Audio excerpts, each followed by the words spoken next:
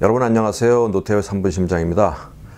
오늘은 고혈압약의 부작용에 대해서 알아보도록 하겠습니다. 우리가 고혈압약이라고 하지만 실제 시판되는 고혈압약은 수백 종 아니면 수천 종이 있을 거예요.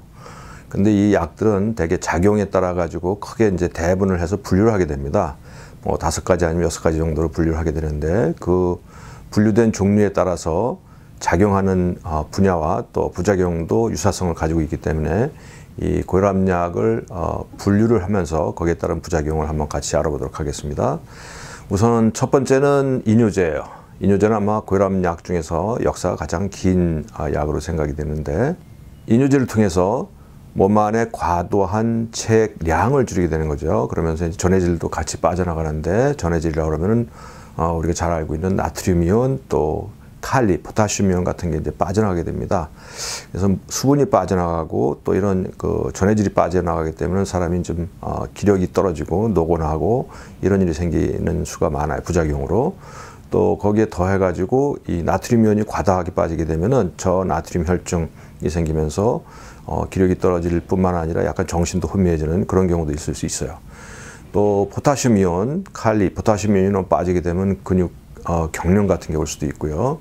또 이뇨제는 과도한 경우 남성 성기능 장애가 오는 수도 있고요. 또 요산이 올라가면서 통풍이 생기는 수도 있어요. 두 번째 약이 이제 역사적으로 베타 차단제라는 약이 이제 그 다음으로 아마 긴 역사를 가지고 있을 텐데요. 베타 차단제는 교감신경의 영향을 좀 떨어뜨리는 약입니다.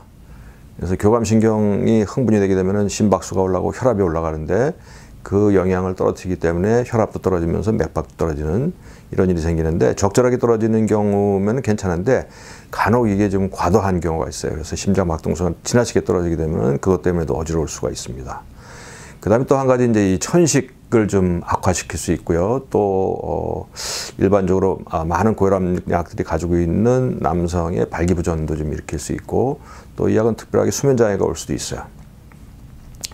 세 번째는 이제 ACEI, 그래서 Angiotensin Converting Enzyme Inhibitor라고 하는데, 안지오텐신 전환효소 억제제라고 이제 우리말로 번역을 해서 사용하는데, 이 약은 아주 특징적으로 마른 기침을 일으킬 수 있어요. 그래서 혈압약을 먹으면서 마른 기침이 자꾸 지속된다 그러면 꼭 이 약 중에 이 약이 들어가 있지 않나 한번 확인해 볼 필요가 있어요. 그래서 마른 기침이라는 아주 대표적인 부작용이 있고, 거기에 더해가지고 피부에 발진이 생기도 하고, 또 입맛이 떨어지는 수도 있어요, 이 약이요. 그래서 이런 경우가 있다는 거 아셔야 되겠고요. 그 다음에 이제 세 번째 분류로는 ARB, Angiotensin Receptor Blocker라고 하는데, 안지오텐신 수용체 차단제라고 하는 약입니다. 이 약은 이제 혈관을 확장시켜서 강압 효과를 나타내는데, 상당히 그래도 안전하고 부작용이 좀 적은 약이긴 한데, 그래도 어떤 경우에는 좀 어지럼증이 생기는 수도 있어요. 그 다음으로 이제 다섯 번째 약이 이제 칼슘 기량제예요. 칼슘이 굉장히 많이 사용되는 약이죠. 아마 고혈압 때문에 치료를 받는 분들은 이 약을 안 드신 분이 아마 없을 거예요. 그 정도로 역사적으로도 길고 실제적으로 아주 광범위하게 아주 많이 사용되고 있는 약인데, 이 약은 혈관을 확장을 시켜서 아주 강력한 강압 효과를 가지고 있어요. 근데 효과가 강력한 대신에 부작용도 상당히 많이 나타납니다. 근육을 확장시키기 때문에 이게 이제 혈관 근육만 확장을 시켜주면 좋은데, 다른 그 근육도 확장을 시켜줘요. 그래서 장도 확장을 시키면서 운동을 떨어뜨려서 변비가 생기기도 하고, 또 혈관이 확장되면서 체액이 혈관 밖으로 새나가면서 부종이 생기기도 하고, 머리가 아프기도 하고, 또 혈관 확장으로 인해서 반사적으로 맥박수가 올라가는 빈맥증이 생기기도 합니다. 그래서 지금까지 말씀드린 게 이런 그 5종의 그 강압제 분류에 따른 효과와 부작용이 좀 차이가 있다 하는 점을 말씀드렸고요. 간혹 이 혈압약을 복용하면서 그럼 이런 부작용이 나타나거나 아니면 부작용이 의심되는 경우에 어떻게 하는 게 좋겠는가 하는 점도 말씀을 드릴게요. 대개 이제 부작용이 발생하게 되면은 스스로 그냥 약을 끊어버리는 수가 있는데, 이건 좋은 방법이 아닙니다. 일단 부작용이 의심돼서 그런 경우가 있다 그러면 일방적으로 끊지 마시고 병원을 찾아서 의사하고 상의하는 게 우선이에요. 왜 그러냐면 혈압을 갑자기 끊고 또 의사를 찾아서 대안을 찾을 때까지 시간이 걸리게 되면은 간혹 혈압이 치솟으면서 아주 불행한 일이 생길 수 있어요. 뇌출혈 같은 거 아주 대표적이죠. 두 번째, 만일 여자 환자인 경우에 임신에 걱정이 있다 하는 경우에도 꼭 의사하고 상의해야 됩니다.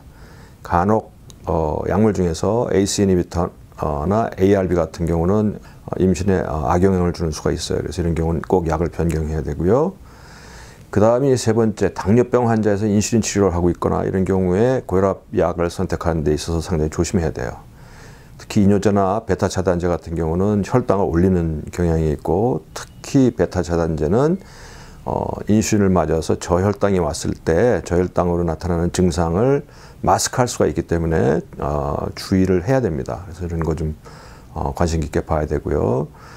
그 다음에 이제 그 혈압약 드시는 특히 남성분들이 많이 걱정하시는 그 성기능 장애, 발기부전 같은 게 있을 수 있어요. 말씀드린 몇 가지 약에서 나타날 수 있는데, 실제적으로 이거는 약을 좀 조절하거나 약 용량을 조절하거나 약을 변경함으로 인해 가지고 상당 부분 예방하거나 치료할 수 있어요. 그래서 너무 불안해하지 마시고 항상 이런 일이 생기게 되면은 의사와 상의하는 게 가장 좋은 방책이다 하는 점을 말씀드리겠습니다. 오늘은 고혈압약의 부작용에 대해서 알아봤습니다. 여러분 감사합니다. 노태우의 3분 심장이었습니다.